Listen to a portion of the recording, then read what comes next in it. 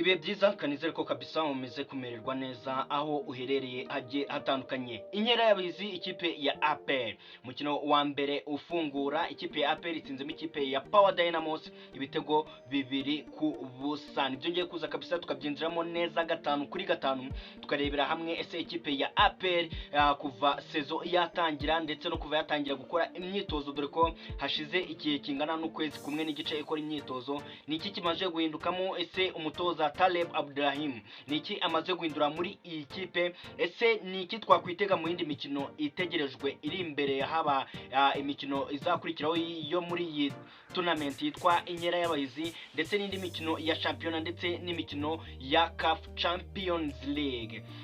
Nibyo ngiye kwinjiramo rero neza 5-5. Reka manze nibutse wowe utarakora subscribe kwayikura nonaha kabisa tukajya tugenda tubana 5-5. Wari umukino wabaye ku isaha 9 wahuzaga ikipe ya APR FC ndetse n'ikipe yo muri Zambia yitwa Power Dynamos. Ikipe ya Power Dynamos yatwaye igikombe cya championnat y'umwaka ushize kabisa, akaba ari ikipe itozwa n'umutoza witwa Aswari Mutapa. Akaba ayanga akaba ari amazina yitwa n'abami, hari kabisa na amazina yitwaga n'abami mwakira gihugu cya Zambia.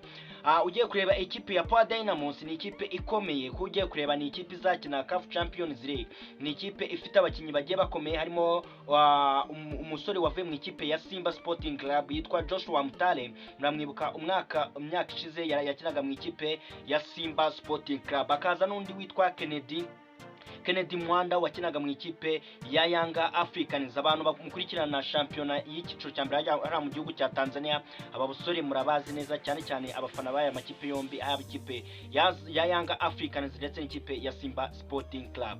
Wari umukino rero wari ukomeye ku mpande zombi. Ngiye ku giti cyanjye navuga ko ari cyo gipimo cya nyacyo kuri ekipe ya APR yateguye iri rushanwa, kuba yahereye kuri ekipe nk'ingi. Ni ikipe y'ubukombe, ugiye kureba nubwo nubwo itajigera kure afatika mu mikino ya CAF Champions League, ariko iyo igerageza, kuko mu mwaka w'1998 igeze gutwara CAF Confederations Cup.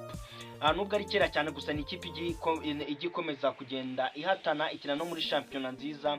Navuga ko ugiye no mu bintu bijyanye n'ubukungu ni ikipe ihagazeho, kuko bakubwira yuko ba nyiri ikipe ari abacukuzi b'amabuye y'agaciro, bacukura zahabu ndetse na za koruta. Birumvikana rero ni ikipe ikomeye, haba mu buryo bwa mikoro ndetse no mu buryo bwo mu kibuga. Abarebye umukino ngire ngo mwabibonye.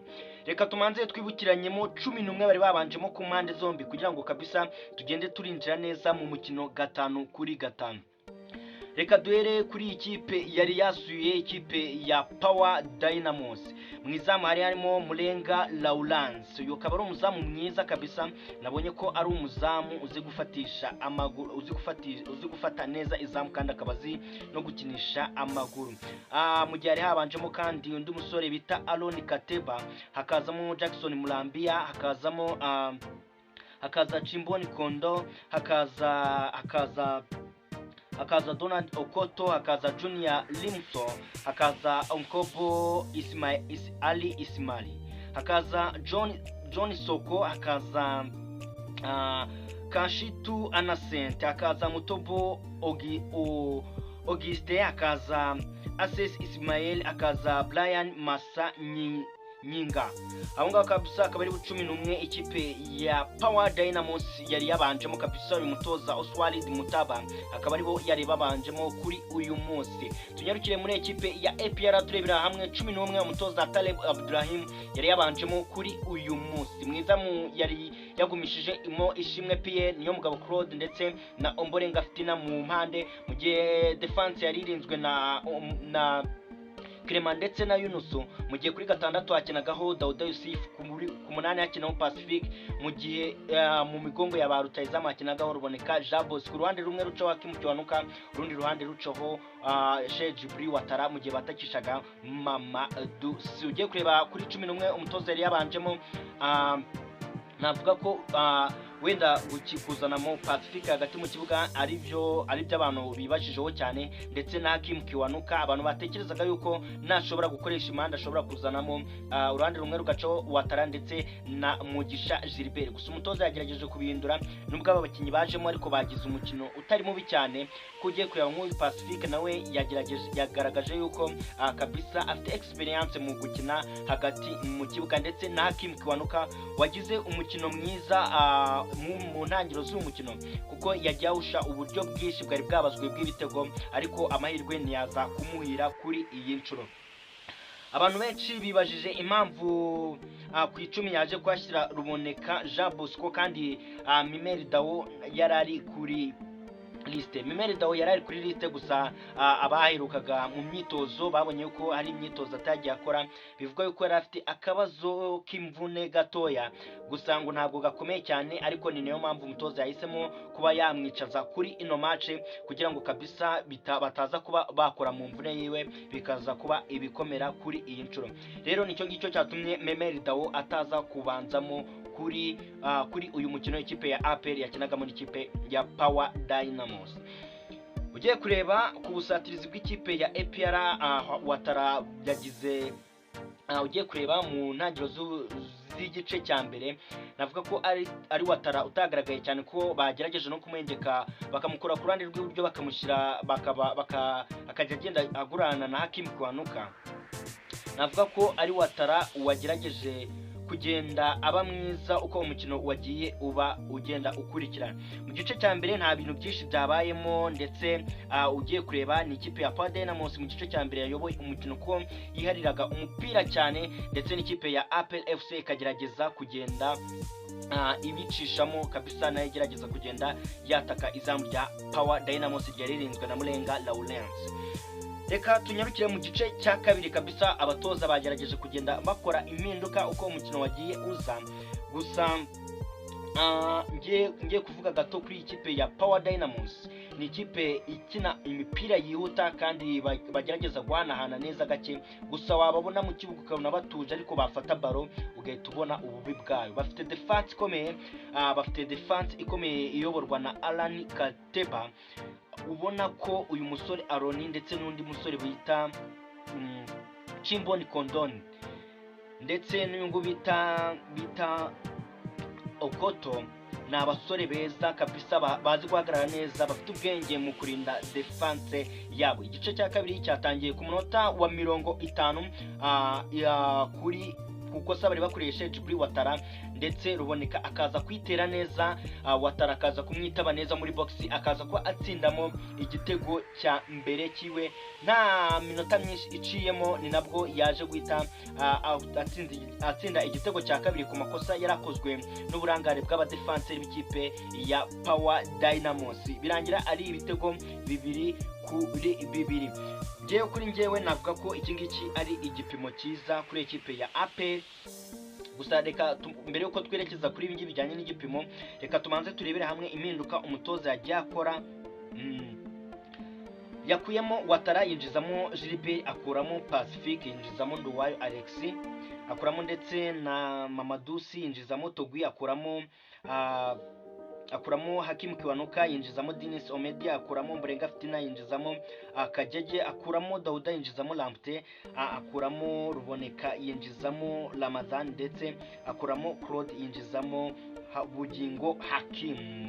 Nizo mpinduka umutoza yakoze. Ugiye kureba muri 11 bari babanjemo, abakinnyi babiri nibo basigaye mu kibuga, ko yasimbuje abakinnyi 9 yinjijemo 9 asora abandi 9, bivuze ko Nigena Clement ndetse n'umunyezamu Ishimwe Pierre aribo barangije uyu mukino. Ugiye kureba kuri ikipe ya APR iyi navuga ko ari nk'igipimo cyiza. Kuzana ikipe nka Power Dynamos ni ikipe yagaragaje urwego rwo hejuru mu kintu kijyanye n'imikinire, haba mu buryo bwo guhanahana n'uburyo bwo kubaka ibitego. Ni ikipe iri hejuru cyane, navuga ko iyi ari icyo gipimo cyiza. Rero inkera y'abahizi irakomeza kuri uyu wa kabiri. Ikipe ya APR FC iramanuka mu kibuga ikina n'ikipe ikina n'ikipe ya AS Kigali ku isaha y'isama mu gihe ku isaha y'isa 10 haraba habaye umukino uraba wahuje ikipe ya Azam ndetse n'ikipe ya Polisi. Mu gihe ku munsi wo kwa kane ku isaha y'isa 10 ikipe ya Azam izabimanuka mu kibuga n'ikipe ya AS Kigali. Noneho tugaruke mu kibuga ku isaha y'isama ikipe ya APR ikina n'ikipe ya Polisi. Polisi yiheruka kwitsinda ibitego 2-1. Ikipe ya APR igifite navuga ko igifite byinshi byo gukora kuri ya mukino w'ikipe ya Polisi. Inkera y'abahizi ku ruhande rw'ikipe ya APR rero ikazaba izasoza ku munsi wo ku cyumweru ku isaha y'isa 10 ikipe ya ku isaha y'isa 9 ikipe ya AS Kigali ndetse n'ikipe ya Polisi bizaba bimanuka mu kibuga, mu gihe ku isaha y'isa 12 ikipe ya APR izaba imanuka mu kibuga n'ikipe ya Azam. Navuga ko ari wo mukino navuga abantu benshi bategereje kureba muri tournament y'ikipe ya APR ndetse n'ikipe muri inkera y'abahizi. Ikipe ya APR ndetse n'ikipe ya Azam navuga ko ari wo mukino utegerejwe n'abantu benshi cyane. Ugiye kureba usibye ko iyi tunama izarangiza ku itariki 29 z'uku kwezi, ikipe ya APR ya Azam izabikina n'ikipe ya Singida Black Stars yo mu gihugu cya Uganda. Abantu benshi mwibaje ati kubera iki ikipe ya Singida itabashije kuba yaza ngo nayo ikine imikino myinshi cyangwa se ibashe kuba yakina ikipe ya APR.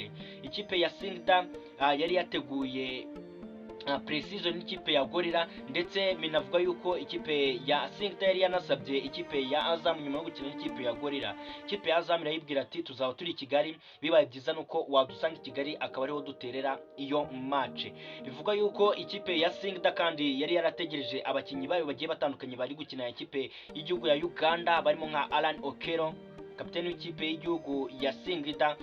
Binavugwa yuko kabisa ikipe ya Singida ishobora kuzaza hano i Kigali iri kumwe na bamwe mu bakinyi ikipe ya Uganda niba itarasezererwa muri imikino ya CHAN.